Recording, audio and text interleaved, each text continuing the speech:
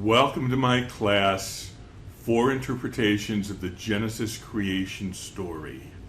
This is video 1, the introduction.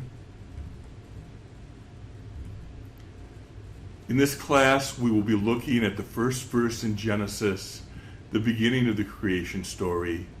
How can we interpret this story?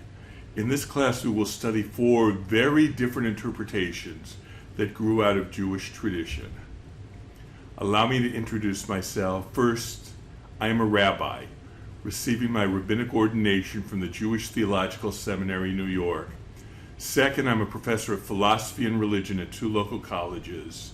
I received my PhD from Florida Atlantic University with a dissertation on process philosophy and Jewish mysticism.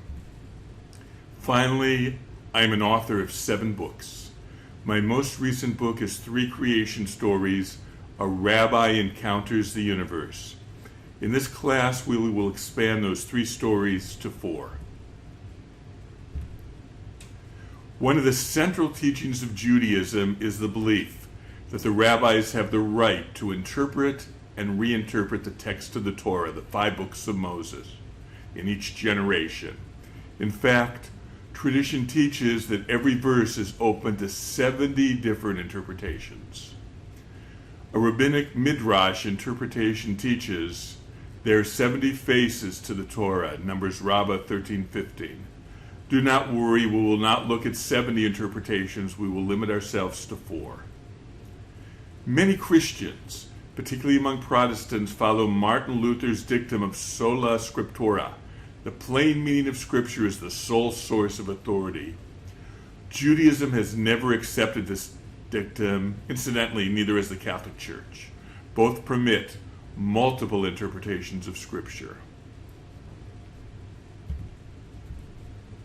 Let us turn now to the 4 traditional methods of scriptural interpretation.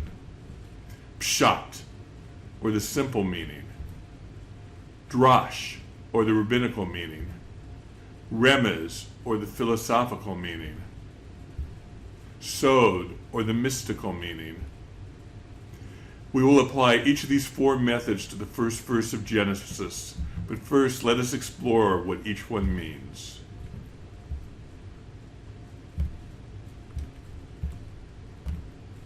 Pshat, or the simple meaning. What did the author of the text have in mind when he or she wrote it? We are not concerned here with who the author is, rather, what was the intent of the author? For the beginning of Genesis, the author may be God, or Moses inspired by God, or as modern biblical scholars teach, P. Modern scholarship teaches that the Torah consists of 4 sources, J, E, P, D. The beginning of Genesis is the P, or the priestly document.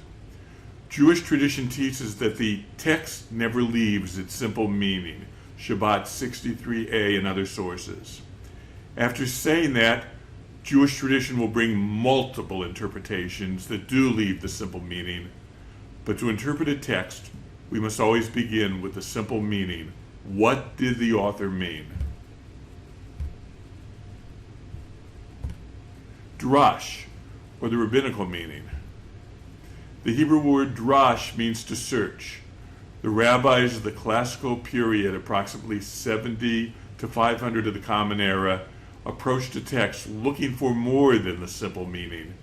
They often would compare a word in one place in Scripture to a word in another place in Scripture to learn insights. Often the context of a verse would give more insights. The rabbis believed that these insights were intrinsic within the text. A huge corpus of such rabbinic interpretations grew, known as midrash. One of the most important collections of such midrash, plural midrashim, is known as Midrash Rabbah, the Great Midrash. The midrash collection on Genesis is called Genesis Rabbah. We will be quoting Genesis Rabbah as we study the rabbinic approach to the beginning of Genesis.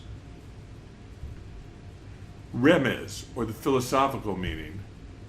The Hebrew word remez means hint. This is sometimes known as allegorical as well as philosophical meaning. Philosophers, particularly those who flourished during the age of medieval Jewish philosophy, approach the text within carefully argued philosophical systems. They search for ways the text could support their philosophical system. Philosophers use rational argument and dialogue in their search for truth. Yet philosophers often combine their philosophical insights with religious scriptures. For example, the Jewish philosopher Philo combined Judaism with the insights of Plato. Maimonides combined Judaism with the insights of Aristotle. How do scriptures support their philosophical systems? What hints does the text give? If truth comes from both philosophical insights and scripture, then the text must support philosophy. Sod, or the mystical meaning. The word sod means secret. This includes the secret or esoteric meanings hidden within the words of the text. Often there are insights based on the shape and sounds of words and the order of phrases. Even the Hebrew letters themselves contain mystical insights. Bet, for example, is the second letter of the Hebrew alphabet, but the first letter of the Torah. Note the shape.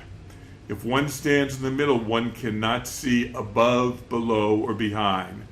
This teaches that one should not speculate too much on what is above, below, or before.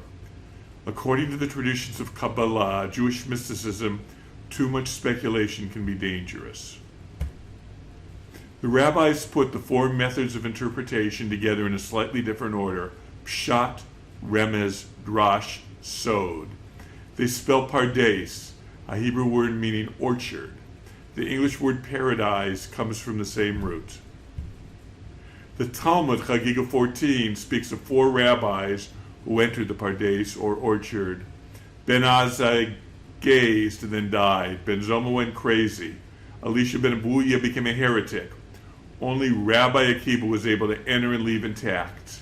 Mystical speculation on the meaning of the text can be dangerous. In this course, we will be looking at the creation story through the eyes of science, philosophy, religion, and in the end, mysticism.